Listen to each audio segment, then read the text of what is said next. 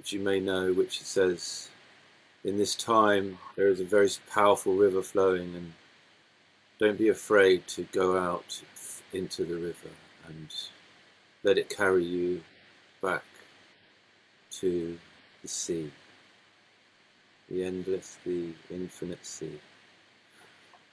And here we are, we're connected, we are in the stream again. So I'd like to welcome Andrew Harvey. Thank you so much for joining us. It is my great pleasure. Honour.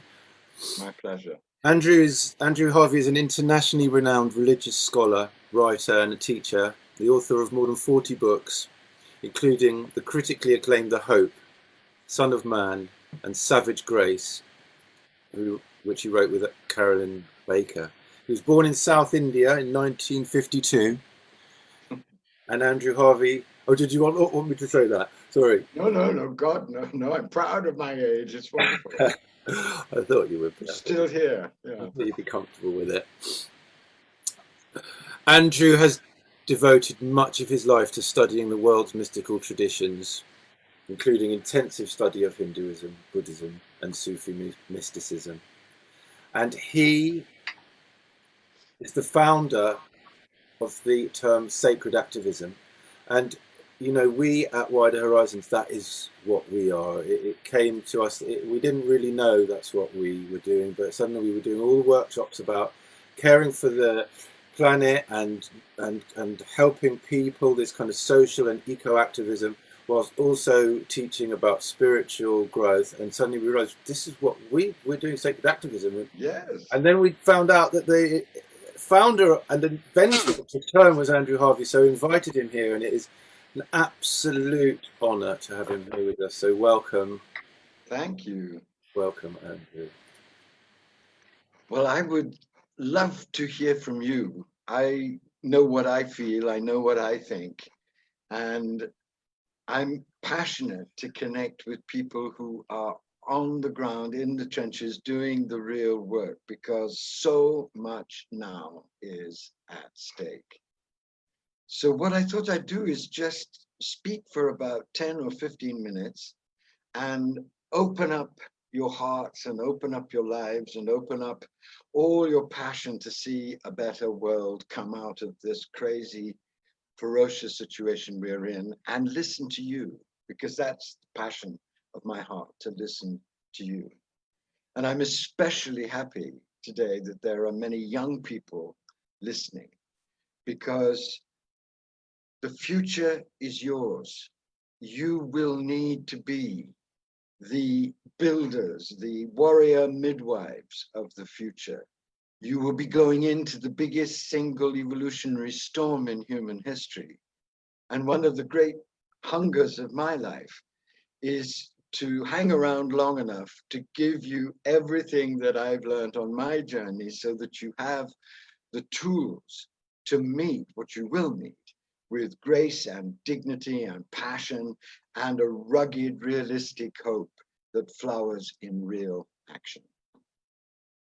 So thank you. Look, I'm 68. I've been on a long, passionate spiritual journey. I've been an activist for 30 years, and this is what I know at this moment.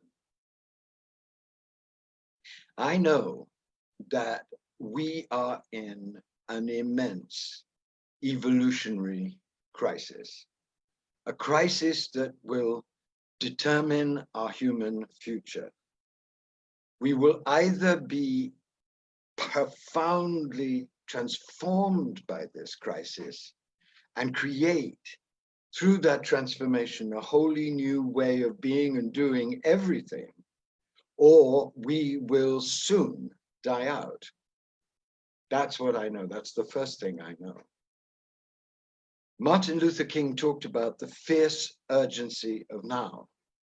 And for 20 years, I've been howling in the wilderness, saying that a tremendous set of events were coming, and that they would come in my lifetime, and that they would shake and convulse the entire world and reveal that the whole world is now in danger from us, and that we must change. And as you all know, my friends, those events are now here. We are now in a massive global dark night process. And that's the second thing I know, that this global dark night process is universal. We can see that in the coronavirus that's afflicting the entire planet at the same time. We can see that in the massive difficulties around climate change, which is afflicting the whole planet at the same time. We can see that in the dangers of economic collapse that is afflicting the whole planet at the same time. And we can see that in the massive unrest that George Floyd's death has caused all over the world, that is bringing up all the ancient wounds of outrage against the ways in which minorities, and especially African Americans, but minorities of all kinds, have been treated. This is a global dark night, which is afflicting everyone and challenging every single human being to become awake to the danger that's facing us and to summon up from the depths of ourselves the inner resources so that we can be strong enough and connected enough and collaborative enough and passionate enough and compassionate enough and filled with energy enough to come together to say no to the structures of oppression that have caused this devastating crisis, and a huge, resounding, ecstatic, but practical yes to creating new structures that will reflect our authentic relationship with the creation, that will heal the divisions between us, and that will birth a new embodied divine humanity. What I also know at this time in my life is that there is a force now on the earth that is capable of birthing this new humanity. And that force I've called sacred activism, not spiritual activism, which to me is too tofu, but sacred activism. Activism born out of sacred consciousness unified with the unified force field of authentic reality. So there are two definitions that I love to throw around about sacred activism to invite people to find this birthing force within themselves. The first is that when you bring together and marry and fuse the deepest spirituality with its revelation of unity with all things, the deepest spirituality with its passion, with its compassion, with its tremendous energy sourced from the source, when you bring that together with a passion for justice, a passion for equality, a passion to end the genocide of the animals so that 1 million species don't risk becoming extinct within the next 5 years, a passion to change those structures that keep us degrading and despoiling the earth.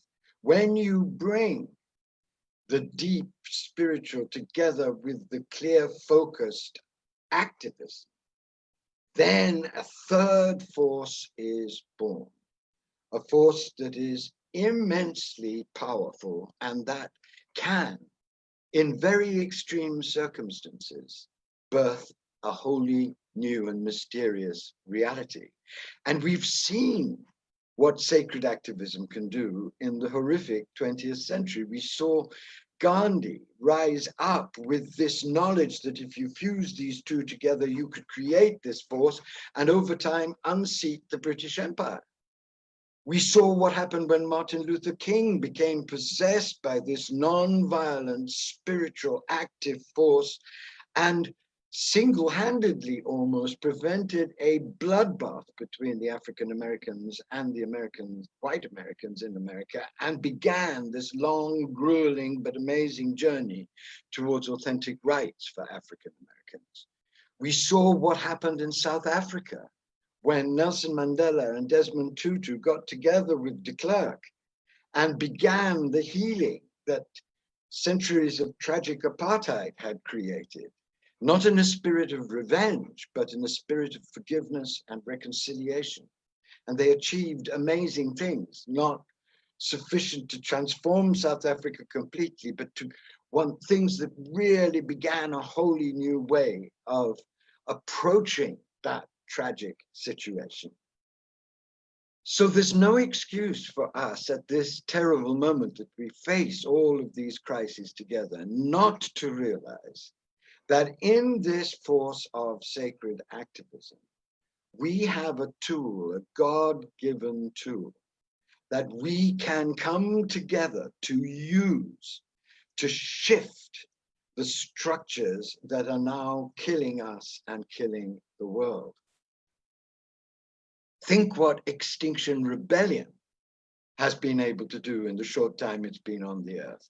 Think of the way in which it's awoken a whole world to the tragic imminence of our potential extinction if we don't change. Think what that one girl, Greta Thunberg, did when she stood up as a sacred activist, infused with what she calls cathedral spirit, a passion for life, a passion for the earth, a passion for the sacredness of everything, and just spoke the truth without any kind of varnish. Think what happened then and what is still happening. There's another definition of sacred activism which goes even deeper, and it's one that I'd love to share with you, because I think this one is also going to be very important, especially for you young people, as you realize, as you will soon if you don't already, that you are in potentially an extinction crisis that's also designed in its intensity and ferocity and fury to birth you into a wholly new level of human divinity, a wholly new level of power and grace and dignity and passion and clarity in action. Once you realize that, you realize what I'm going to tell you about sacred activism, which comes from a dream vision that I had, which really was the impetus for the creation of the term and for the creation of the global movement, because sacred activism is now, thanks to the Hope, which was my attempt to give a map for how it could be used and employed in the world, is now a global movement. I was meditating deeply on sacred activism and feeling in myself that marriage of the noblest passion for God and the noblest passion for justice, feeling the power, the immense power that that engenders when you bring those two things together. And suddenly, in a dream vision, I saw two rivers of fire racing towards the horizon across a desert and meeting at the horizon and exploding in a multicolored rainbow Hiroshima-like explosion, an atomic explosion which wasn't destructive, but the birth of a wholly new force, a force that if we align ourselves with it is nothing less than the evolutionary force that can birth a new humanity. And as I saw those two rivers of fire coming together and exploding on the horizon, I heard the words, and I believe for me it was the Christ speaking, I heard the words, when the river of the fire of the mystic's passion for God meets the river of the fire of the activist's passion for justice, when those two fires come together, a third fire is created, which is the fire of sacred passion, sacred compassion, sacred energy, sacred clarity, sacred knowledge in action. And with this third fire, everything can be transformed. And as I saw those two rivers coming together in that immense explosion, I heard two texts that are very precious to me, that are great signs of this new truth, resounding in my mind. And one was from Rumi when he says, passion burns down every branch of exhaustion. Passion is the supreme elixir that renews all things. So don't sigh with cynicism and boredom. Dare to look for passion, passion, passion, passion, passion. Run away, my friends, from all false solutions.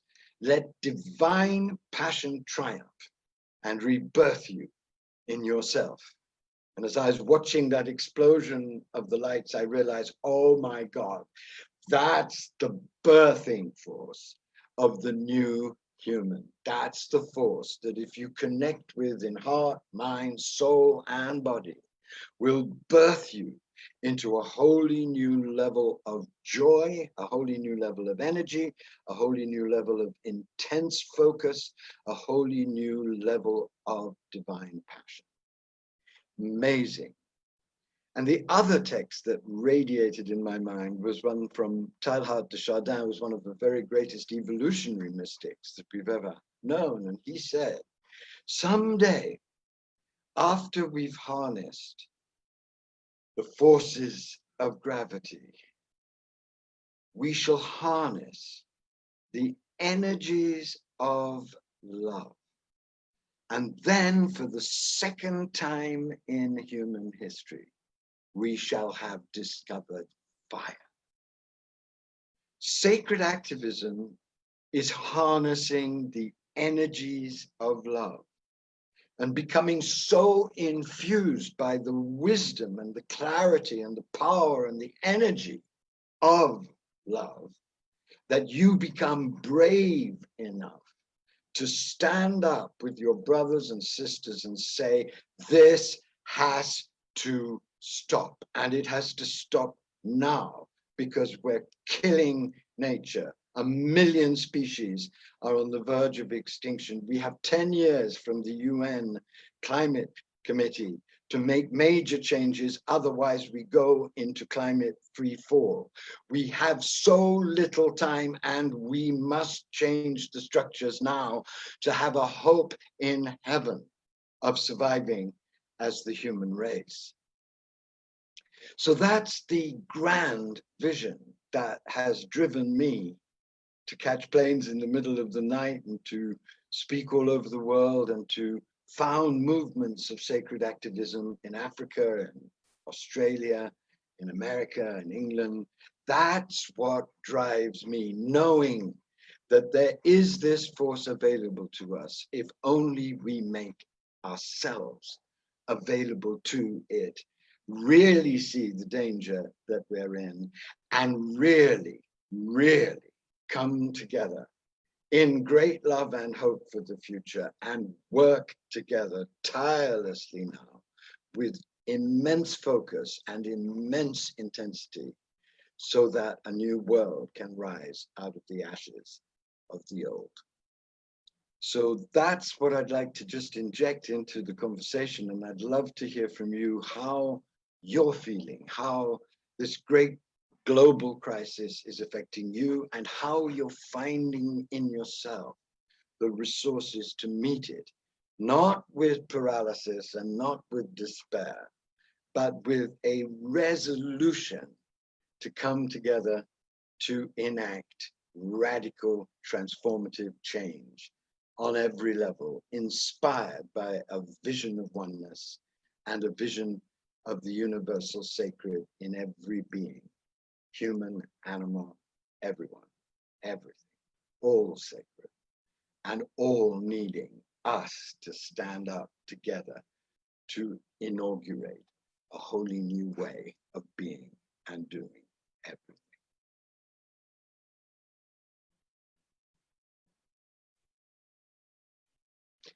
So I'd love to throw it out and hear from you and hear how you receive that and hear how that moves you or doesn't move you. Any questions that come up in your mind? I can talk for hours on this. This is my passion in life, but I'd love to hear from you.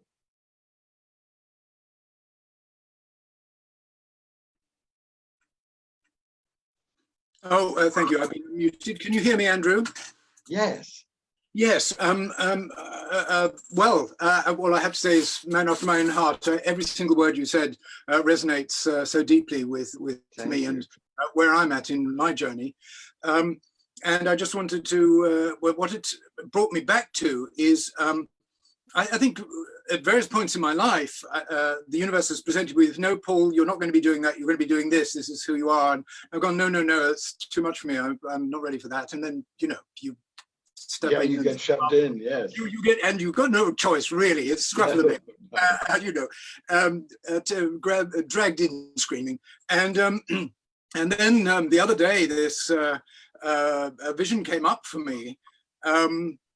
Of political activism. And my father, I was brought up in politics. My father was president of the Liberal Party in the UK. And he had the highest Liberal vote in the country for 3 elections, fighting an impossible Conservative stronghold, which is now Lib Dem. So I brought up in conventional politics. And I worked with Green Party and many parties, and I've been coaching political parties and so on, but never in the world thinking that I really want to step into that arena myself. And then I had this vision of, yes, that Parliament has it suffers from this corruption because it can be, these lobbyists are very powerful. And they have no defense against it. So, I mean, I'm not blaming anybody. It's just the lobbyists are very powerful. I understand that. But the vision that came was starting a new party called the Consensus Party. Wow. To just put forward the idea that 2-party or 3-party or any party politics is not serving the people. If you're going to go to a place to fight with other people about ideas, you're not serving anyone. But to go to a place to sit in a circle and listen to each other, follow the energy, and then manifest the wishes of the people through the visions of the elders, and have circle technology, which we, has been working for thousands and thousands of years for native people, indigenous people, and to bring that concept into the political climate to get rid of. That's wonderful. So no argumentation. There will be struggle, though, because to change the structures of what we have created will require going up against some very devastating and dark powers, powers of dark money and powers of control. So we need to be aware that they're there. We don't have to hate them, but we need to realize that they have immense power and some very dark ambitions. So it'll be a question of how do we marry this new consciousness that is coming in through what you're describing with the actual realities of the situation that we face, which will require us being able to stand in sacred opposition to real injustice and real structural manipulation. So those are going to be the ways in which we work this out. It's going to be hard, but could potentially. And you're right, but my attitude approach is when I meet this kind of opposition is it's only because they never really grew up. They were never initiated into true spiritual and human adulthood, and so that they're allowing their hurt child to be channeled through. And so really compassion is the protection. Compassion is essential, but discernment is also very important. Discernment is crucial too, because it's absolutely true what you say, hurt child, but there was a hurt child called Hitler who had a very bad childhood, and 100 million people were dead before he finished. And there's a hurt child ruling the United States at the moment, dragging the United States potentially into the birth of a monstrous fascism which could conspire with the forces that might end the planet. So while one has to have compassion for people who are doing destruction, one is also to be extraordinarily clear about how dangerous what they're doing is, and to marshal the forces that can stand and gather people together to end that. So that's what's happening in the States at the moment.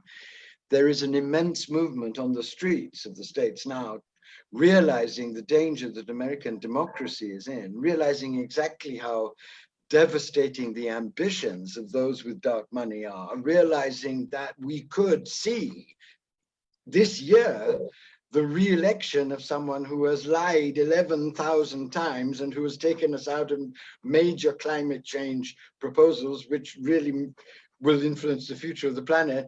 And that movement has to have two things. It has to have a tremendous vision of what it wants to see done, but it also has to be very canny and very clever how it plays its cards. For example, in the situation that we're in America, the most important thing is for this movement to be as non-violent as possible, because any violence plays into the right-wing screed, the right-wing philosophy. So any violence will be taken as by the people who want to control people as a sign that they have to step in to bring in law and order.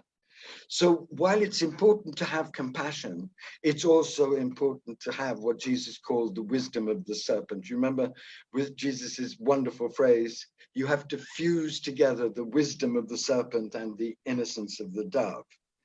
The problem with most spiritual seekers is that they have a lot of innocence of the dove. They see the sacred, they see the real, but they don't have enough canniness and discernment about the depth of evil and destructiveness and cruelty and shadow that are working in this destructive situation. Too much wisdom of the serpent, you become cynical and paralyzed. Too much innocence of the dove, you're a lamb led to slaughter.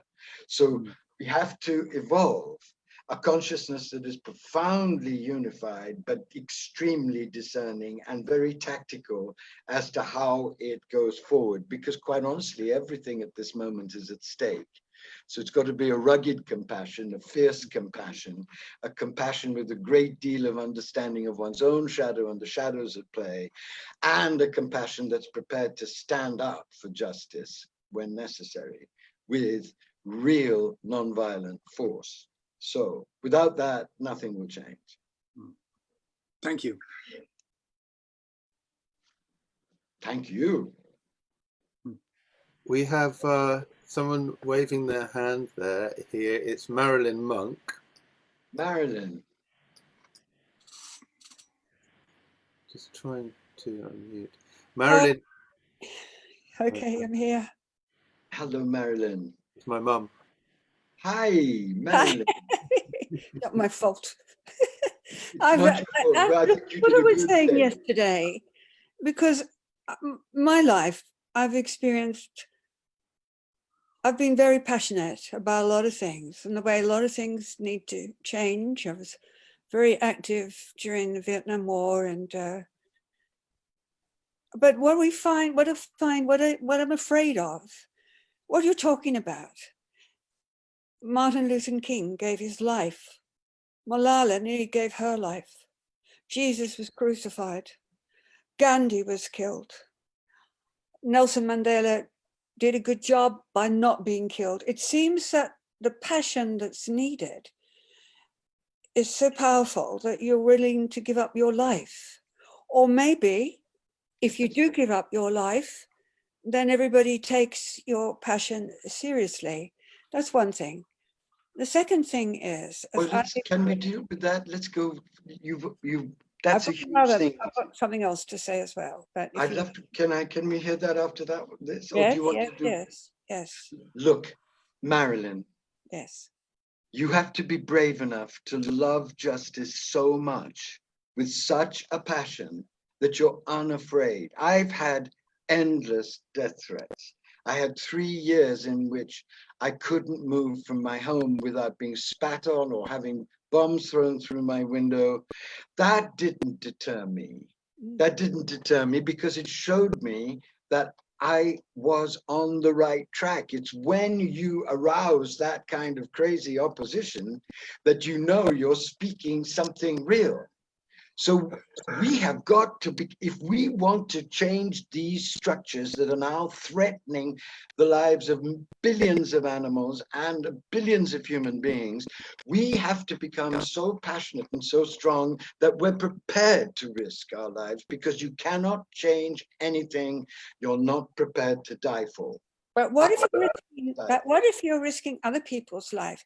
About Nelson Mandela, I mean, he had such a passion that so many black people were being killed. And the reason why he really changed was because he realized that his passion was causing a lot of people to die.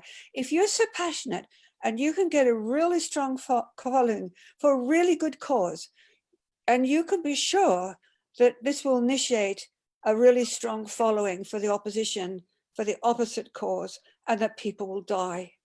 I mean, this is an experience. I'm not, obviously, I'm passionate about things, and what can we do except that? What is there possible for us at a moment when the dark money is in control of everything, when we have a completely unjust system, when people are dying already? We need to be able to stand up. Look at what Greta's doing. We need to understand why a majority votes for Trump. We need to understand why psychopaths gain power. I mean, like Hitler, what is happening in the community to which we belong, that we will elect powers that are going to cause huge damage to the planet. Also, there's a third point I need to make. What do you think is the answer to that? You're raising very serious questions. Why are people so attracted to psychopathic personalities? Because something's happening, because it's a sort of our biological programming. When something's happening to the herd and the tribe, they need a very big, strong stud bull, a psychopath who doesn't care about the damage he's doing, so long as he has the power. So we in the herd are looking for somebody with the charisma and the psychopathy of power. That's what we're looking for. So we elect a bad guy because the bad guy looks powerful, and he looks powerful because he has no compassion. A psychopath doesn't care what he does. He has no empathy, and he doesn't care whether he's powerful because he's famous or notorious, so long as he has complete power. But we are electing them because we're in trouble, and it's a contradiction.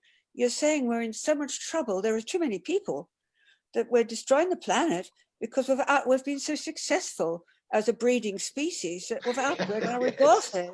And also, I'm not going to say the next thing because it looks like a eugenicist, but I mean, animals are negative eugenicists anyway. But we have to see the bigger picture. I'm not saying, when I look at the really bigger picture, it doesn't give me a solution. No. Except that as individuals, we just maintain our position peacefully and gently and with understanding and hope. I mean, this is I think that's a wonderful start, but I don't think it's enough. Do you? If what happens, supposedly, that if Trump gets back in and starts putting people into concentration camps, will a gentle stance be enough, or will we have? Look what happens with China putting Muslims into concentration camps, supposedly to re-educate them, and what's happening in Hong Kong. Right. There's the risk of large numbers of people dying. There's a risk of large numbers. There's a risk of the whole human race dying. I know climate change, unless we change the structures. But if we look at history, if we look at the big picture, we have to have an understanding why we're putting these psychopaths that are leaving the climate change and the World Health Organization. We've got to look why we're doing that. We've got to look at our biology. Well, I think it's not only biology, it's also we've got to look at the shadows that our culture has addicted us to, the narcissistic shadows of entitlement. Yeah, but we're animals, really, and we're programmed. We're programmed to respond in the way that we're responding. It needs to be understood. I don't think we're programmed to respond in the way that that we've been programmed, because there have been periods in history that people have chosen honorable leaders. Look, America chose Lincoln. We chose Churchill for all his follies. He was somebody capable of leading. Obama. And Obama. So lovely. We have many, many examples of honorable, amazing leaders rising to do great things. But not lately. Not lately, but so that you've got to see that the more trouble that we're in with the end of the human species and so on. I hear you. Maybe that's not such a bad thing. But it's that the very trouble that we're in is electing the wrong guys in charge. And that's Oh, our I hear you. biology. That's one way in which it can go. And the other way is the way that I'm proposing, and a lot of other teachers like the Dalai Lama are proposing, that we galvanize the powers of truth and compassion in people so that they choose great leaders and so that they themselves step up and demand change. Look what's happening on the streets of America as we speak. We've had 21 days of largely peaceful protest. And so far, there have been really extraordinary changes done in police departments, in laws, in... Yeah, that's true. That's true. That's happening everywhere. It's That's happening here. proof It's happening, that things happening can... at University College London as well. Yes, so Yeah. don't... You're right about what you're saying, but it's not the only reality that's at I play. just don't want a lot of people to set up movements that create counter movements that create a lot of death. And I think it's important to look at the power of the individuals, as I say, you know, Gandhi and Jesus and Martin Luther King and Malala. The power of these people is that they're willing to give their lives. Yes, I'm willing. And that's what we really have to ask ourselves: is our passion? Of course they do. I mean, what's going to happen to Greta? You're not prepared to die for. You have to be passionate enough to risk it. The movement that I've created is not a movement based in opposition. It's a non-violent movement that holds the moral high ground, that holds the Christ consciousness, that holds the love consciousness. It doesn't seek to provoke, but if it does provoke, it's prepared to sacrifice to see justice done. That's the only thing that can ever transform humanity. I suppose that's what I'm saying. We have to be prepared for sacrifice. Yes, obviously. And obviously, most people are scared shitless at the thought of sacrificing anything. Well, And I'm not. obviously, I'm not either. So what gives you your strength to be able to sacrifice? That's the key to sacred activism. My rage. Rage, great. Yes. But not just rage. And my sadness. And your sadness. Yes, and what else?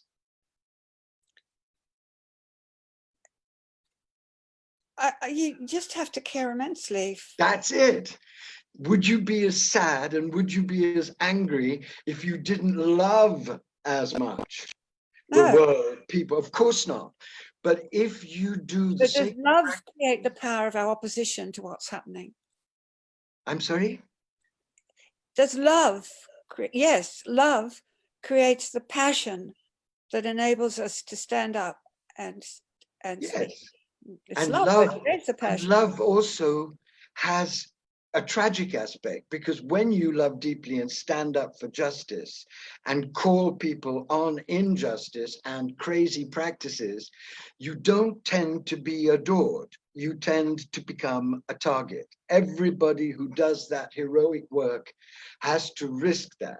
Well, and that's what love does. That's the greatest evidence of love is that most in a human race, the obvious willingness to die is the mother's willingness to die to protect her child. Right.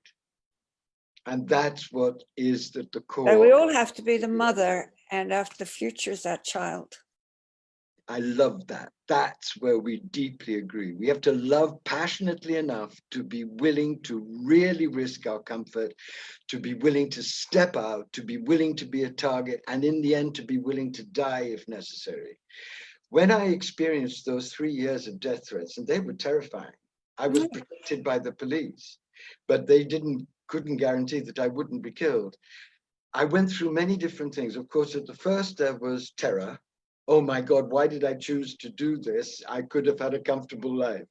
Then there was deep, deep pain at seeing the level of the malevolence and the malice and the craziness and the real evil out there.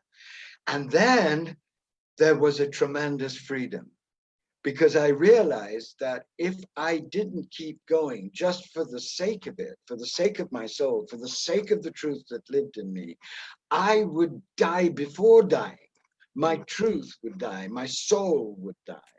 And having that freedom to just go on being real to the vision that's been entrusted to me has been the most incredibly joyful experience of my life, because I'm not scared. I'm not afraid of dying. I'm not afraid of being derided. I'm not. I tell you a very funny story.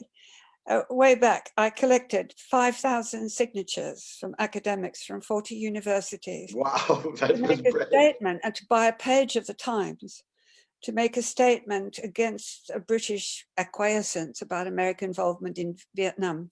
Right. And the next day, this very disreputable, heavy, round parcel came wrapped up in newspaper and string.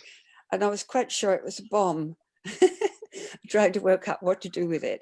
And it turned out to be a haggis because it was Bernstein. My mother-in-law had sent from Edinburgh. So that was a funny story. But I mean, you have to ask yourself what you'd risk. Look, we're in a global dark night. If we don't risk everything now, the world is going to end. Well, the human species will end. The world will go on. The species will end, but that means everything that you believe in and everything that you love and all the people that you love and millions and billions of animals will end. But I love animals, and animals will recover when humans go extinct. I don't think so. If it's a nuclear bomb, that will be rather effective in its destruction of animals also. Animal habitats can be ravaged by climate disaster also. Don't think that anything's going to be protected from our orgy of self-destruction. No, but once we're gone, everything will recover. Once we're gone, but why not give everything while we still have the chance to see if we can create conditions in which there can be some kind of survival? There are fundamentally two possibilities now: total extinction or partial extinction, with remnants that are infused with courage and vision, creating a new way of being and doing everything. That's what the Dalai Lama believes, that's what I believe, that's what most of the people who have awoken to the situation believe. So we have a choice. Are we going to sit back and watch the destruction of the world, which will be an unimaginable horror? Or are we going to move forward and give everything that we possibly can, knowing that we might fail, to create a series of visions and possibilities and tools that could help the people who survive create a new planet? That's what I've chosen to do with one last question. What are we going to do about the fact that there's too many of us? Well, I don't think we need to do anything about that, because look what's going to happen with the coronavirus. It's just starting. There are going to be a series of pandemics, and they're going to be deadly. The coronavirus is the first, but most of the epidemiologists that I talk to, and I'm close to Fauci and Birx and Chris Byra, who's the head of Johns Hopkins, I speak to them every other day. And what they're saying is the following. They're saying this is the first of many pandemics. As the tundra itself melts, many, many new viruses will be released from the melting tundra. And we're facing a time in which millions and perhaps even billions of people will be eliminated like this. And that may be Gaia's way of reducing us so that we can survive in remnants that have been humbled by tragedy to start communing with nature instead of destroying nature. Well, interestingly, that's what happens to other species when they've outbred their resources. Right. I mean, even koalas, and they can do it experimentally by crowding rats. Right. They start killing each other and they get new viruses. Right. Yeah. I think that is. But in the past, the pandemics have only caused a little tiny drop in population growth, and then it recovers to grow. No, it was the 14th century plague destroyed half of Europe and caused catastrophe for 70 years and deep, deep social unrest. And this one is quite capable of doing exactly that, because it's out of control. There's quite clearly going to be a massive second wave, and it may last for a long time. And there is economic collapse contingent on it too, and also massive revelation of inequality, because the people who are dying the most are the poor and the undefended and those who don't have the capacity to socially distance. So it's a huge ordeal that we're just beginning, isn't it? Thank you. Thank you. Great to talk to you. but don't give up the passion that is blazing in your heart, and don't stop loving wildly, and don't stop acting and standing up from that place, because women like you, with that experience that you have and your own nobility and your own calm and analytic intelligence, you can do so much. You and I are about the same age, aren't we? I'm 68. I'm in my 80s. I'm a lot older than you. You're a lot older than me, so you're wiser than me, so you could have more effect and power. Don't give up. Don't step back. Not now. But anyway, I've talked too much, and I'd love to hear what other people think. Sorry, Lynn. Oh, thank you. Thank you. I'd just like to introduce Georgia, who is going to be hosting and supporting you, Andrew, in your speaking with people. And Great. hi, Georgia. Let's see. Here we go. And just there we go. Oh, We got Vandita wanting to come in. Ginny's been waiting for quite a long Hello, time. everyone. Hello, Jenny. Jenny. Hey. This is Georgia. I'm Georgia. Georgia, Hello, how are Andrew. you? I'm so glad to Lovely have caught see that you. just then. That was really inspiring. I kept thinking, yes, we're going down this trajectory, but I think hopefully we have got the gusto to make it through, as you say, and can, We have to find it. yeah. But you don't just, it doesn't just emerge, you have to build it. And 100%.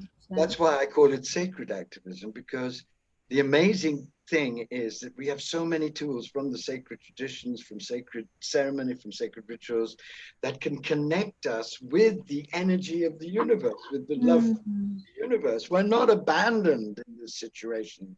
We're supported. We're supported, but we need to do the work to connect with the support so that it can infuse us and give us the energy and the clarity and the passion that we're going to need. Sorry, Andrew. I'm just seeing some hands pop up. So Yeah, I pop saw up. Nikki, Chessie, Robert. Ginny, can I just say, Jennifer. Ginny's been waiting for a while, so. Okay, let's go. Andrew, I'm going to pass over. Have you made me host? Yeah, Benji. Here you go. Andrew, you look beautiful with that painting behind you. It's, like It's wild, isn't it? it's amazing. A friend of mine in Canada. I think it's an exploding poppy. I hope so. Yeah, it's gorgeous. Ginny, if you speak, you'll be big. Hello, it's Hey, me. Reggie. Hello, Andrew. Hi, darling. How are you? Well, I'm really well. I'm very scared to be so bravely speaking to somebody such as yourself, but I was a bit inspired. Don't be scared. Let's chat. Lovely to see you. Lovely to meet I'm you. not like an intellectual person with very clever things, but I was a bit inspired. Thank God. There are too many of them, darling. And Marilyn. Look where the world is. We need you. We need real people. Well, I have a question, Yes. which is with your sacred activism, which I couldn't get the link to your film, but I did get most of your the Hope book, so I know what you were at, which you freely gave me before, which was wonderful. How do you know? How can you be so sure that, like, for instance, for example, that Trump is this bad guy? Because there's a whole load of stuff going around at the moment that he's actually, the whole media thing is against him because they're trying to blacken who he is, because secretly he's rescuing all the children from the paedophiles underground, and he's taken over the banks from the Rothschilds, and he's doing what John F. Kennedy and Lincoln tried to do and got killed for. And actually, watch that space. Now, I have no idea about, I'm not really. That is such garbage. You can hardly imagine how deep that garbage goes. For God's sake, wash your mind of all of that. Oh. Trump is a psychopathic, sociopathic disaster on a cosmic scale. And we have absolutely every proof, not just from the media, but from the people who work with him. Look at John Bolton's new book. John Bolton is as right-wing as you get, very much a neo-fascist, really. And he has exposed Trump's ignorance and cruelty and madness. No, this is a very dangerous situation. He's extremely dangerous. The forces behind him are even more dangerous because their vision is a vision of enslavement of humanity. What they're really cooking up is something so extraordinary that even when you come to think of it, your mind goes white. What's happening is that dark money is manipulating the political scene. They're billionaires with immense fortunes. They have a vision of using artificial intelligence and all the other kinds of surveillance to keep people trapped and humiliated and broken down and governed by surveillance and artificial intelligence. And they're open about it. You can read them speaking about it. So we're facing the birth of a fascism which will make Hitler's fascism look like banana fritters, because the one that we're facing will have biological weapons, nuclear weapons, the full power of the media, the full power of surveillance, the full power of artificial intelligence, and will be able to manipulate the way people think and the way people act in ways that we cannot even begin to imagine, but are really scary. And that's part of the dream that is trying to be manifested through Trump. So rising up to get rid of this man and to expose the corruption that he's been indulging in and to bring the whole of the Republican Party that has supported this man to account is actually inspiring a vast movement towards justice and compassion and a possible human future in America. So I beg you to get rid of that. I've never heard that theory, but as insane theories go, that probably takes the cake. I'm not especially buying into any theory or story, but I do have a question about how you can be sure, although I understand you know a lot more about it, so you are pretty sure. But how can I be sure? I'm absolutely sure that Trump has lied.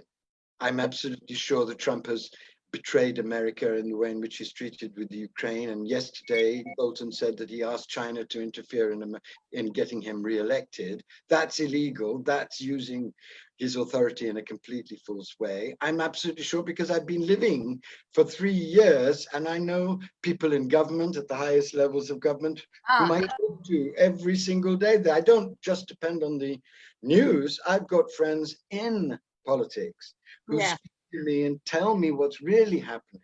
And so that's what's really happening is even scarier than what's being presented. Believe me. That is reassuring because that's exactly my point, you know, if you actually know somebody. But the other part of my question is the sacred activism, because having been quite active in my life and like Marilyn and the Vietnam War or Greenham Common and all the rest of it. But now my feeling is that my sacred activism is to find the Trump within myself, to find the person who wants to do the fracking within myself. And that the more I change the aspect of what I see out there in myself, the more what I see out there starts to change. And I have found that has been so much more powerful than all the wandering about with the beautiful banners, which I used to make, some very lovely ones. And I see with results with that. I see things change in my actual day-to-day reality.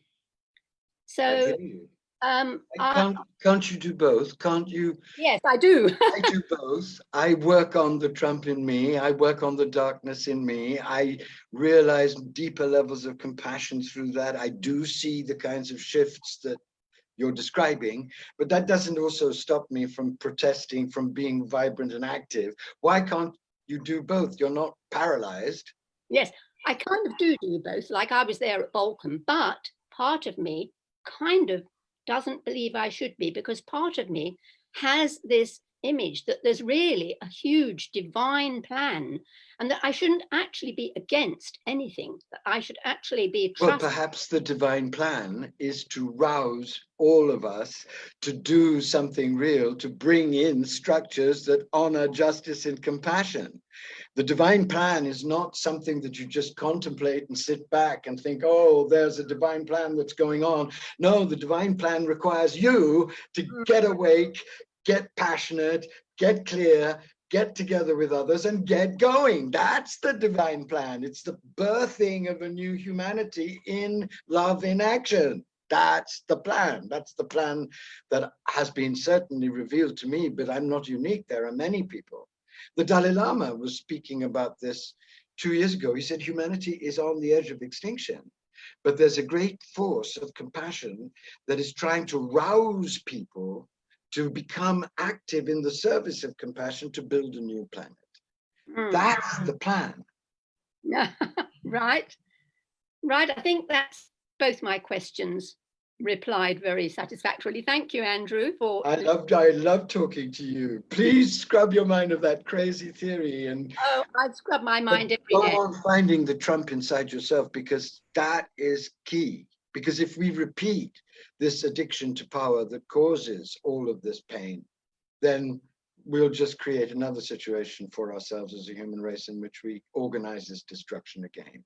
We have to go through a massive purification through making the shadow conscious.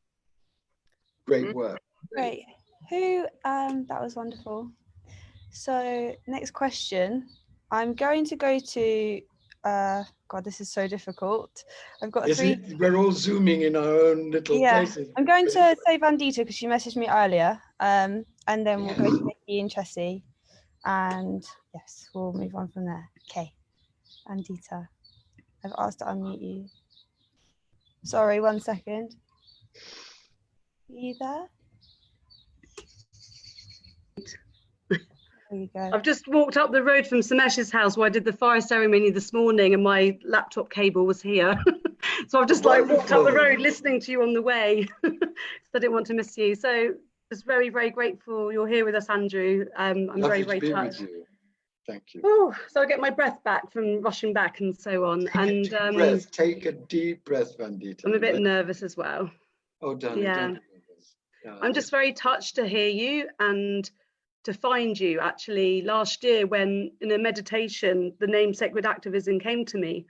Wow. And I just googled it and there you were speaking everything that I've been experiencing, like through my own life journey and getting to this point of the outer sort of activism. For myself, born activist. I used to be a human rights lawyer, suing BP, working with Indigenous tribes, and I have that passion and that love, but within that there was also an unhealed part of myself that was angry, looking outside of myself, trying to solve everything outside of myself rather than look within myself and that pain, to the point where at the end of the BP case, I sort of crashed and burnt and realized I can't do this, Right. And then I found myself in India, Amaz Ashram for 6 years, and going through that intense healing process and had a spiritual awakening. And I guess I'm in that phase now that we're all sort of questioning in our own different ways of how to fuse these together. And I can see in myself when I'm in that whole place, I can see it's a whole thing. It's not this nature of duality, it's activism or the sacred, but how do we bring it together? Because our Western mind, I think the way we've been brought up, it's one or the other rather than seeing it's all together, Right.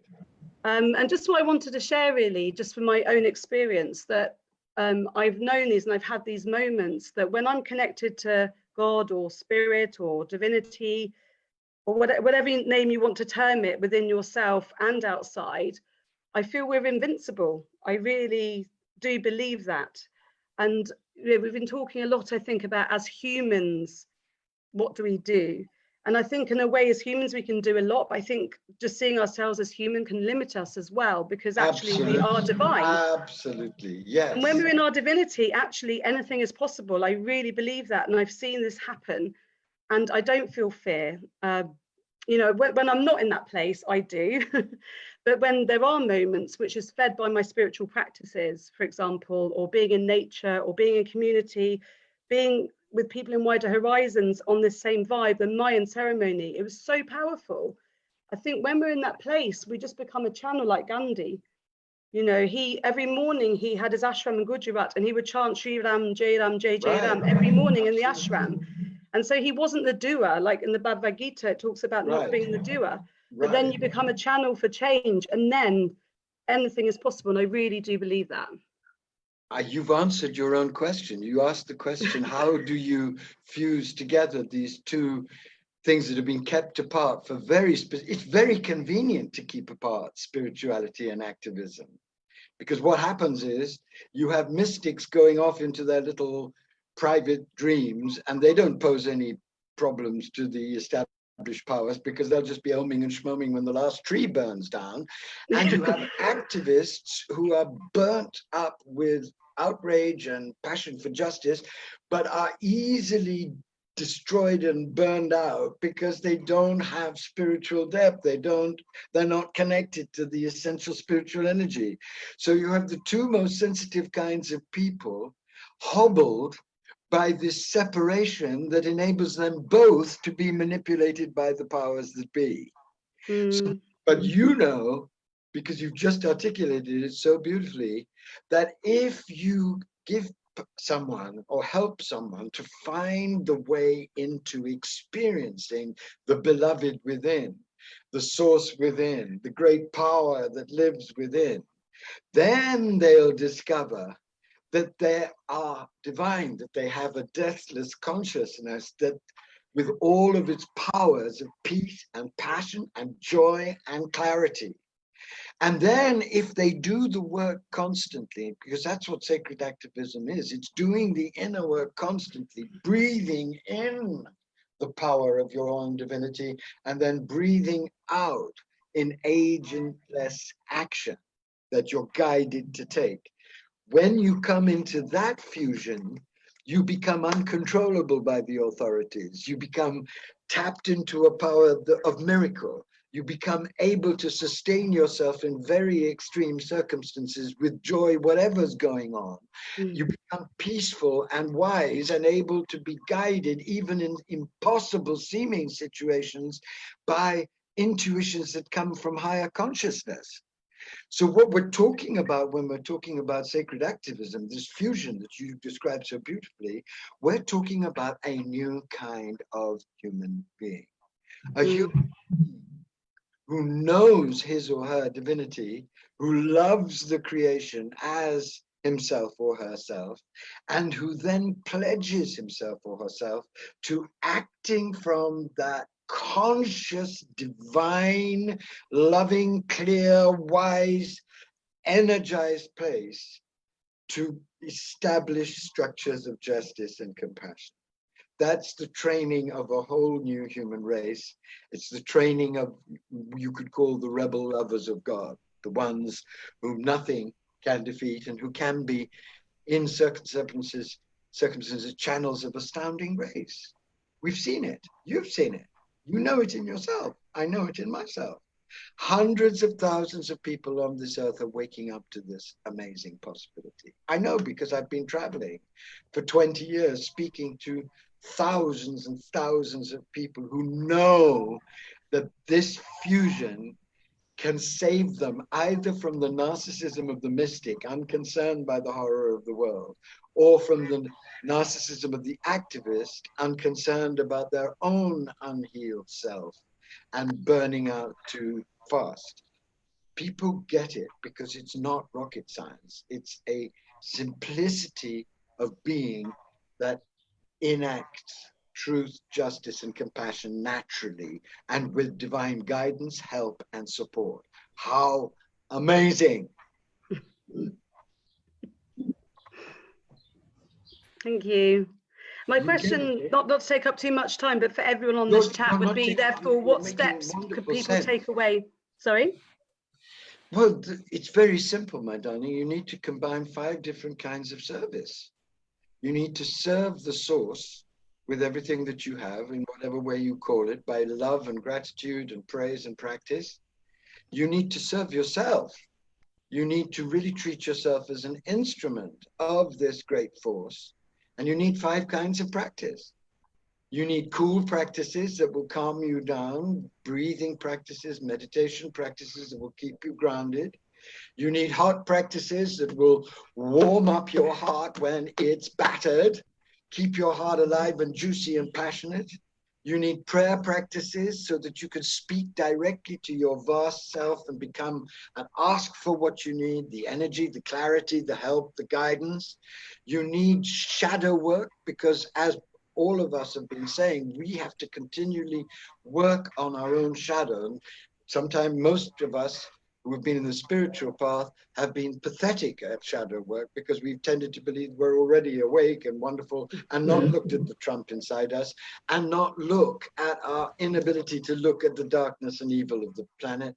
And then we need a practice of physical, sacred exuberance, dance practice, or ceremony is wonderful, or yoga, any of these practices that can help introduce us to our sacred body. And if you have those 5 kind of practices, you can stay in training as a sacred activist to be infused with sacred energy and wisdom and truth. I do this. Hundreds of thousands of people all over the world are doing this, and they are not defeated, and they're not broken down, and they're not weary. They're standing up because they're standing up in divine truth and energy.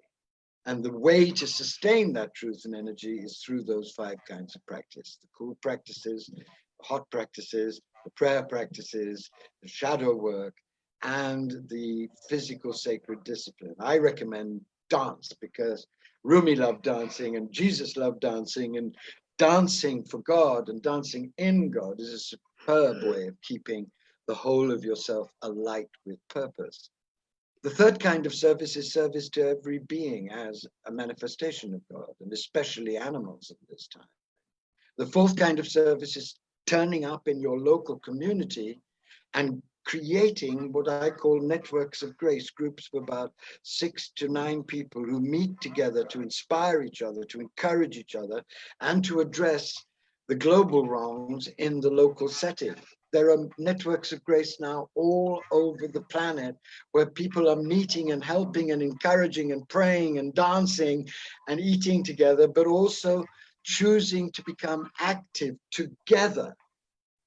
Then the 5th service is really to make all of your decisions, financial, sexual, spiritual, political, all of them, on the basis of one question: will this decision that I make help the birth of a new humanity, or will it be part of the old system?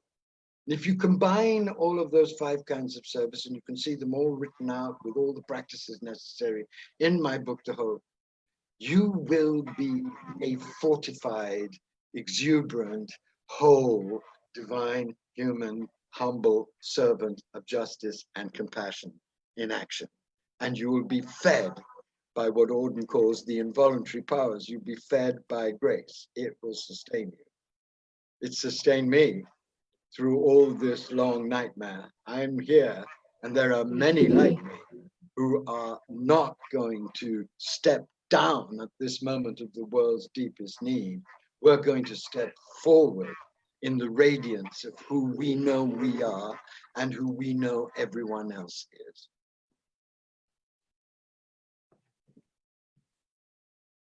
Thank you so much. Does that strike you? Do you see what I'm straight. Yeah, I've actually got tears in my eyes, so I can't speak. But Darling, it really resonates. Thank you so much. Yeah. You've done this journey. Look at your journey. You gave yourself to justice. You burned out. You went on a deep spiritual healing. Now you're here with all that spiritual knowledge and all that passion for justice.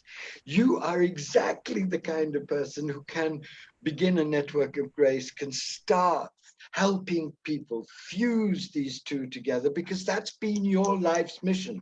And I can see in you that beauty and that strength and that clarity and that stamina and that patience and that forcefulness. So gather them all together now, and don't be afraid, and go forward and help people find the fusion you found so that they can be strong enough to do the work ahead. That's what I'd love to invite you to rise to. And Amma, what a wonderful choice, because she's a sacred activist if there ever was one. She's not just sitting there exuding, she's building hospitals, clinics, educating the poor, calling for a great revolution of love in action, and being that revolution in person. Be that revolution in honor of your great teacher, your great master. We are, though. This is, Vandita is, this is not something like for Vandita to plan to do in the future. This is what we are doing. This is what we're doing right now, and in every now as it keeps bubbling up with us. This is what we are doing right now. We can always do more. We can always be more concentrated. I find you never can say, I don't ever say I'm doing it enough at this moment, because all I can see is the urgency. So I'm always trying to light a Bunsen burner up under people, because there's so much that needs to happen soon. I wanted to say something about just briefly, because I think sometimes that people can get into a way of feeling, or be told that they are a way of feeling when they're not. Like to say to a political activist, you're being too political, you're not meditating enough, you're not being spiritual. They probably are. And to say to a meditator, you're not being politically active enough, maybe they are. I just think maybe that's the creation or the projection of this distinction between the two can cause people to almost assume that identity and say, "Oh yes, it's true. I am spiritual and I'm not political," when actually it's not actually true. That No, people God, are I hear both. you. People are both, and I think there are always people. Maybe the powers that be might try to create that illusion in their clever trick of divide and rule, which has been going on for hundreds of centuries, thousands of years. This clever trick. But we are not divided, and that's something I feel strongly about within Wider Horizons, that we're both, and they are one. I hear you, but you couldn't say I've been around for 25 years on the scene, so I've met a great many New Agers who refuse to acknowledge the desperation and horror of the situation. America is awash with people who believe that they are truly contributing to the birth of the new human without actually rising to do anything on any level about climate collapse, about horrible racism. So I hear you, there are people who are spiritual and political, and there are political people who are also spiritual. But I've also worked with innumerable activist groups who initially were very resistant to being invited to fuel their activism from a deep place, the place of Gandhi or Martin Luther King or the Dalai Lama, because they had very, very savage and accurate visions of how horrible religion was in many ways. So my invitation to the spiritual that I've been meeting is to say, I invite you to another level of effectiveness and power and truth by really taking seriously what's happening, which a lot of spiritual people are not doing. Believe me, I face them in their thousands every day. I'm speaking to them. They say, why bother about the world? The world is an illusion. That's an illusion. And also the activists are really amazingly brave people who aren't availing themselves of the kind of power that they need to be able to sustain their activism. You've just heard Vandita, what happened to her. She burnt out. Most of the people I work with are in a state of tragic burnout because they have been pouring themselves out for causes without doing the inner work. So I hear you. It would be wonderful if the spiritual were political and the political were spiritual, but it's not been my experience. I have to say that I found 90% of spiritual seekers to be bliss bunnies and 90% of activists to be so driven by their activism that they're abandoning themselves and going into burnout. And my work is an invitation to build a bridge between the two so that we can have exactly the kind of undivided being that you're celebrating and I'm sure living. Yeah, it made me think about when Gandhi said about civilization, that would be a good idea. It's like maybe what I'm talking about also is a good idea. And maybe... You're dreaming it, but you're acting it, and you're modeling it. That's a lot, but don't confuse what you're modeling with the reality of the situation. It's very much more divided and broken down, and that's why this work is so important at this moment that you're doing, that I'm trying to do. Yeah, and I have also known of political eco-activists, social activists, people who say who work for Friends of the Earth, who criticise people for meditating, and then that's crazy. Well, yes, these meditators, they're a bunch of idiots. They actually, and then similarly, meditators who criticise the political activists and say, you can't change the world. You need to just change yourself, and the world will change. And they criticise. They're arguing with each other and fighting each other like the Judean people's front's worst enemies are the people's front of Judea. Right. That's the tragedy. But that's what sacred activism offers both. To the meditators, it says, meditate, it's wonderful, but then put the fruits of meditation into action. You'll discover an even richer divine life than you're actually living now, because it'll be one of active divine compassion. My God, you can't have a better life than that.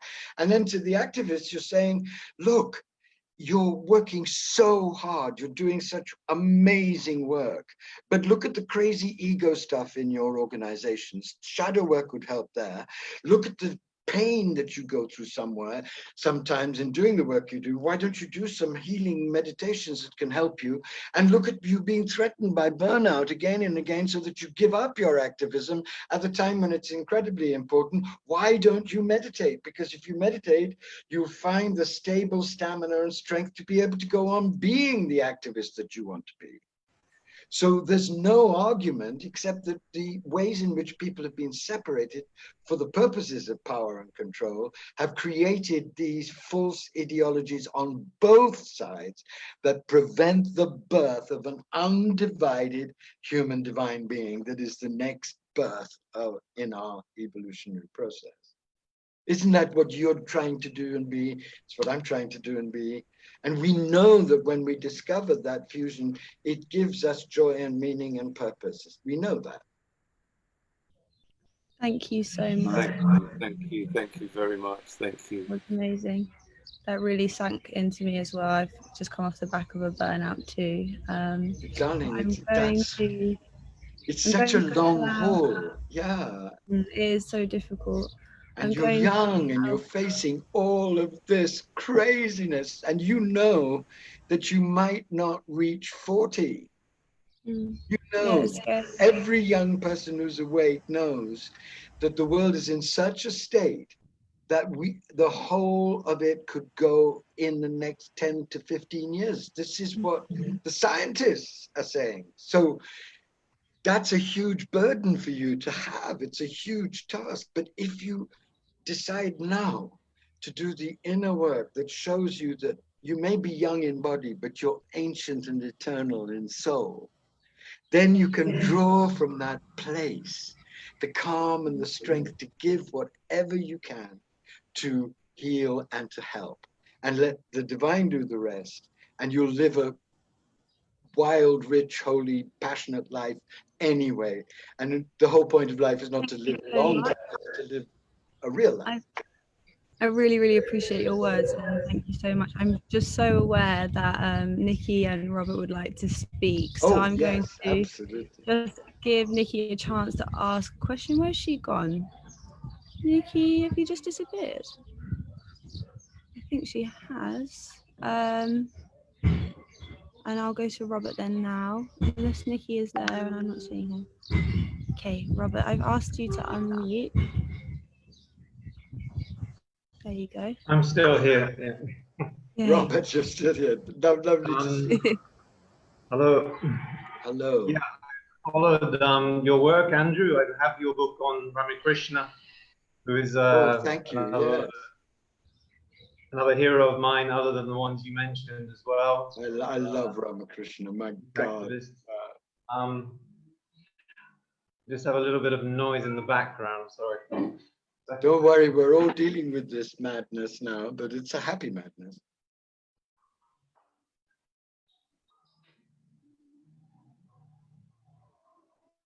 Moment, chance for a breath. I'm also working with a hotspot on my mobile phone, which is out of charge. So What's the painting behind you? I can see an Indian painting behind you. I'm in my father-in-law's house, so I haven't actually asked much about the history of that painting, but it's beautiful. I'm hoping the signal will be okay. I just plugged the phone in on the other side of the room, so, which doesn't take the charge, doesn't take the signal so much. So hopefully it's still okay. I was very interested in the previous part of the conversation we had, where you talked that there was an agenda with the banking sector, how to control us more with you mentioned AI, I think, and I was wondering where you saw that as coming from, because the person you mentioned that was talked about before doesn't seem intelligent enough to be devising a plan like that. And I mean, some people at the moment, which is causing a divide in the activist community, I see, are talking about the pandemic we're going through as one of the, as being used, even obviously it is a pandemic, but it's being used as a mechanism to bring in this control system. And I wonder what, if you agreed with that, or what you thought about that. Thank you. Well, I think that's a huge danger. I think that this group of people can use anything, including a pandemic, to make surveillance ever more present in our lives. It's already staggeringly present. You must read a book, if you haven't read it already, called Surveillance Capitalism.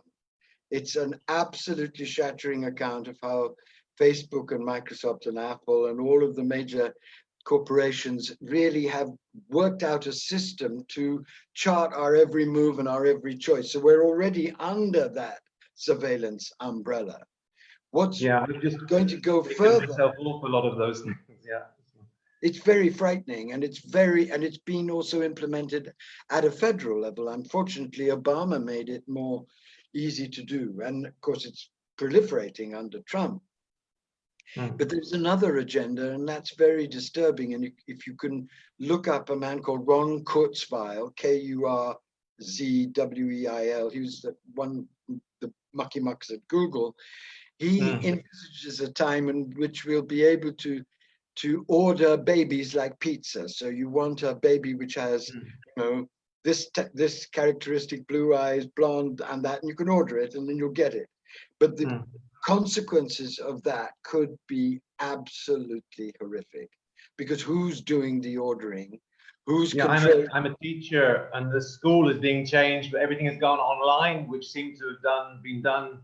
I think Schmidt, who is also one of the Google people, said that they've been able to bring in changes in 2 months that they would have had to wait 10 years for during this period. So it's like any source of real power.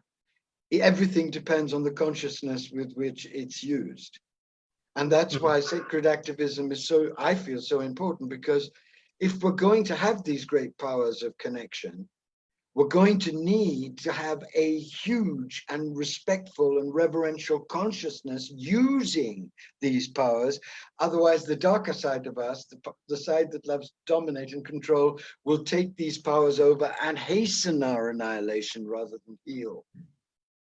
That's what I'm afraid of at the moment. That's what I'm. But it seems there's a great confusion about who is the enemy somehow at the moment, though. That, if we talk about governments or world powers, it seems some people feel that these are the ones that are saving us from the pandemic. So this confusion has proliferated, it seems, and also caused division about who agrees with this and disagrees with this at the moment. That's what I'm seeing amongst my friends also. Well, isn't it that what's required is very, very great suppleness of mind and deep education?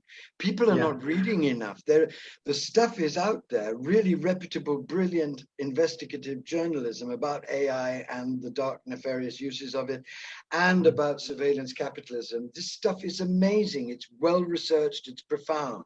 So we know who's up to what they're up to. And we know too that there are very powerful people behind the scenes whose names we know, like the Mercers, like the Koch brothers. And if you look at Jane Mayer's book, Dark Money, you'll see very brilliant journalism about how these billions have been manipulated to manipulate elections and bring in very disastrous anti-climate policies, etc. So we do have a knowledge of what is happening if you can really dig for it.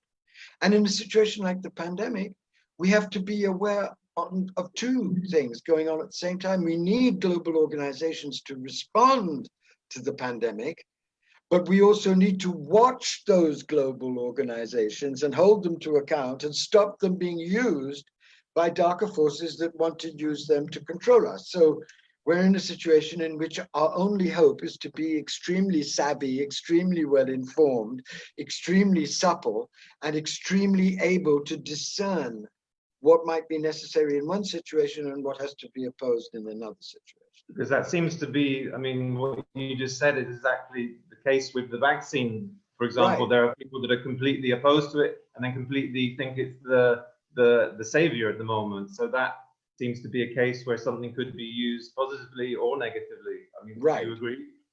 I'm actually very much in favor of the vaccine because all of my epidemiologist friends who are serious scientists realize that vaccines have problems, but my God, a coronavirus out of control will potentially destroy the economic system of the world and bring millions, if not billions, to their death. So I'm in favor of a vaccine. Yeah, I don't quite agree with that, but I mean, I can defer to your experience. I'd love to hear your position. What's your position?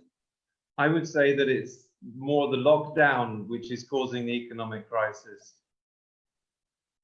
Well, the lockdown is necessary because look at what's happening in the States now. Florida is having a massive upsurge because it opened too early and without real restrictions. So is California, so are the Carolinas.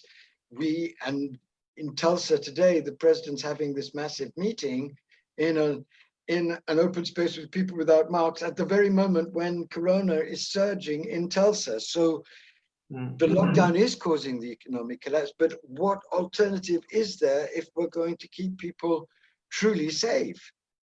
I mean, I live in Italy, and I mean, here the pandemic was worse in a very specific small region, right? Lombardy, and instead they closed down the whole country, which, you know, looking back, didn't seem to make a lot of sense. That the quarantine could have been made just around that region, and then left the rest of the country to keep on going as normal. Whereas, you know, Italy's a bit of a confused country, so they didn't manage to do that in time, and so people were traveling.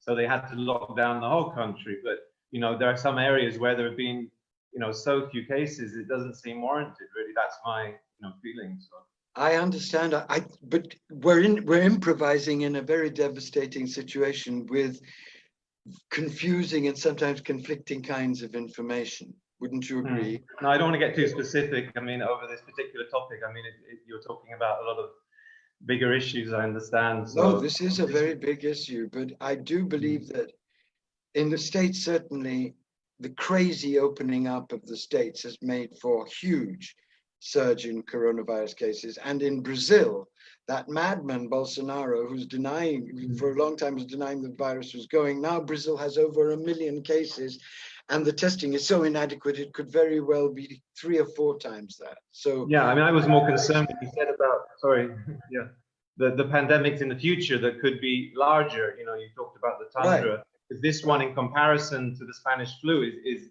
not really in the same ballpark at the moment. But not yet. Yeah. Yeah. Not yet. Okay. Thank you. Thank you, Robert. Lovely to talk to you. And you. Thank you so much. Nikki, you're back. Hello. I'm going to hand over to you now. Just asking to unmute. There we go. Thank you. Sorry, I keep coming in and out of connection. So Hi, glacial. Nikki, how are you? I'm good, thank you. This is a real treat. I just got quite a specific question, actually, Andrew, Yes, if that's okay. I have a foot in lots of different sort of camps, I suppose, from the more conventional, both from a religious faith perspective and to the more alternative, and the same within sort of my professional world. And I'm just wondering how, you know, so much of what you say resonates, but there's such different languages and different ideologies and different, if people stay within their own, I don't know, within their own groups, we're not going to actually get to where we need to be. So sacred activism, linking with the more traditional politics, with the more activist, you know, I do both of those. I'm Jewish and I am a progressive Jew, but I'm also involved in a lot of other spirituality. And, you know, we're working at we've got different narratives everywhere. And for me, it's really important that we work out where the common ground is with all faiths and all spiritualities. Absolutely. That's my big question to you, really. What's the magic of how to create a commonality, a drive, a dialogue with different groups?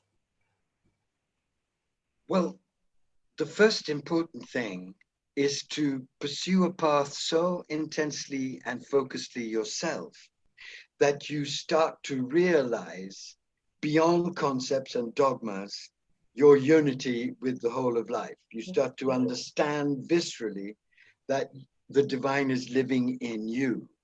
And the divine isn't Jewish or Buddhist or Hindu. The divine is the divine. These are just different paths to the divine, all of which have certain great beauties about them.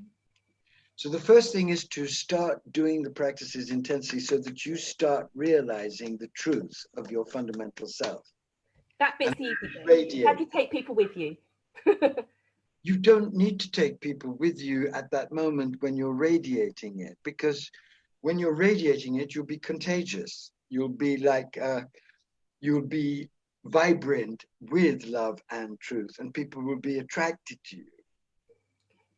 The second thing is to understand at the deepest level that all of the great religions have at their core two interrelated truths, and to understand that those are the two central truths that need to be really activated in everyone. The first truth is that we have original blessing of divine consciousness, and that the whole point of life is to realize that and embody that. That's the first truth, and you can find that truth in all of the religions. The second truth is that once you wake up to who you are, as you wake up to who everyone else is, and you become a servant that serves others as God and serves compassion and justice in the world. That's in Christianity, that's in Hinduism, that's in Buddhism, that's in Judaism, that's in Islam, and that's in the depth of the shamanic traditions.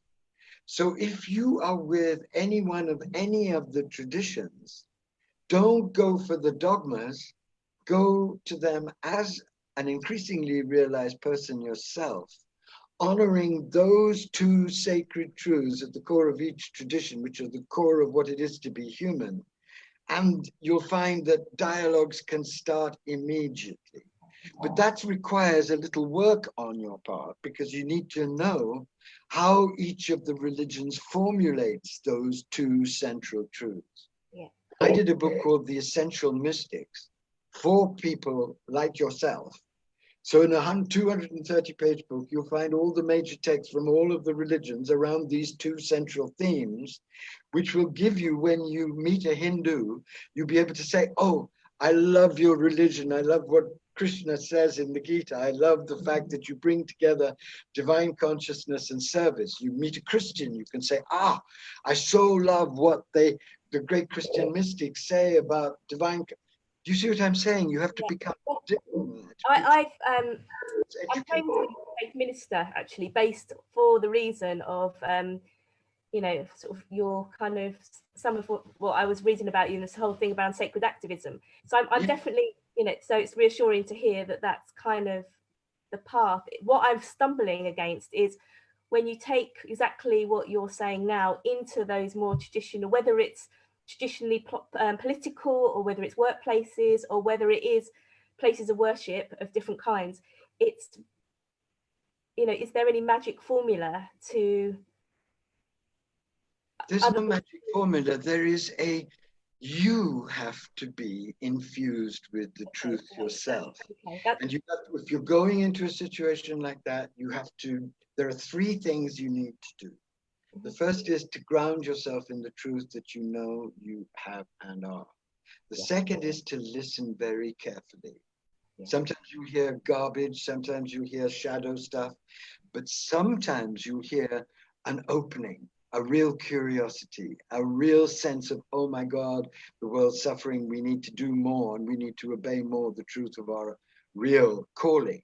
When that comes up, if you're standing in your truth, you can then do the third thing, which is to intervene and speak and encourage, while listening deeply to the other, so that you know where they are and what would help them. That requires wisdom, patience, courage, deep spiritual practice, and constant compassionate love for the other, and constant desire to commune really with the other. That's the magical formula. Thank you. That just perfectly answers my question. Thank you so much. That's it? Yeah, absolutely. And you're completely, the girl I see in front of me is totally capable of doing that. You don't have to go in and say, I've got to change these people. You go in as yourself with your truth. You pay deep respect. You listen. And then you start taking the signs of growth, encouraging them, and then you start asking penetrating questions and start conversations, which you hold the line of respect, but you don't hide from telling the truth, but you can tell the truth in an honoring way, and you can invite people and challenge people. I both invite and challenge, and you're a girl, so you can do it even better than a poor helpless man can do. Well, I don't know. Sometimes, well, we won't go into that, but yes, and it creates, as you said earlier, it creates, you know, incredible opportunities and connections, and it also shines a light on some shadows that cause, you know, a lot of clunkiness that needs to be, you know, that's uncomfortable for a lot of people. So standing strongly in that space and compassionately is the challenging bit, but it's important. That's being a sacred activist. That's what it means. That's why the practice is essential. Okay, I'm doing it. That's no other way, baby. There's no other way. You've joined the club, sweetheart. Thank you, Andrea. I really appreciate that. Thank you for the time. And it's free. Wow, that was amazing. It's like compassion and conviction at the same time. Absolutely. Is there conviction becomes another kind of cruelty if it doesn't have compassion. Yeah. And if you have compassion without conviction, you're not going to be able to guide people or help people. That's something I'm struggling a lot with at the moment in my circle, is everybody's blaming and pointing fingers and picking at very menial things, but talking about very poignant topics. But then when it comes to the person, so talking about the larger, broader perspective, the compassion is there. But when it comes to the network sorry, I'm not verbalizing this very well. There's a lot of judgment, basically, judgment rather than discernment. And I feel like it's not laced with love. It's laced with there's a lot of attack and preaching and ego, and it's difficult to know how to, and obviously I'm sure a lot of us are guilty of it, and it comes from a space of fear and probably ignorance, but I guess that's just a journey we're on. As you say, we just need to read more and really develop our understanding and have deeper experience. But one suggestion might be that if you're in a conversation with people that are doing this, you don't have to damn them or judge them. Just say, can we just be quiet now? Can we meditate together? Can we just remember who we really are? What is sourcing us? And let's see how the conversation changes if we all go deeper together. Yeah. And within our age group, everything. It's amazing. You go. No, you, sweetheart, no, I'm just saying No, I that. was thinking about my age group and with the party culture and the avoidance of the reality of the situation that is at hand. There's a lot of this sort of armchair spiritualism, and it's kind of cool. And somebody wrote earlier, what was it called? Spiritual bypassing, I think. Right. And it's kind of become, sometimes I feel, and I'm not blanket terming this for everyone, but sometimes I feel like it's become difficult to find that authentic connection. And that's something on me and onus on me, if I'm talking from my heart, that we need to be more confident to open that dialogue within a realm where there is resistance to becoming soft inside to these topics, with these topics, and less eye roll